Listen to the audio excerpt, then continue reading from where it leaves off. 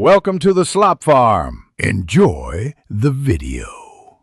You start by ensuring prerequisites are in place. Dart SDK installed and Vscode updated. First, install the Dart extension and, if needed, the Flutter extension. These provide analysis, debugger, and editor support. Once done, restart Vscode so extensions register file associations and code lenses. Make sure your path contains the Dart SDK so the terminal commands work. This avoids later build failures. This stage gets tools communicating, so the editor can analyze and run Dart code immediately. You now create and configure a project. Use Dart Create for pure Dart or Flutter Create for apps, then open the folder in Vscode. Next, run the Dart, new project, or use the command palette to add run/debug scaffolding. Configure launch. JSON for your run targets and settings. JSON to tune format on save, SDK paths, and editor. Tab size.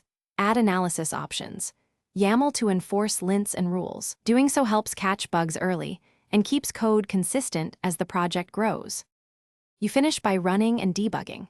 Press F5 or use the debug pane to launch. Set breakpoints and inspect variables to understand runtime behavior.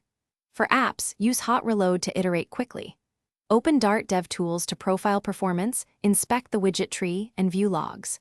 If something goes wrong, check the Dart extension output and terminal for path or SDK mismatches, confirm extension versions, and restart Vscode. This final sweep ensures a stable, efficient Dart development setup.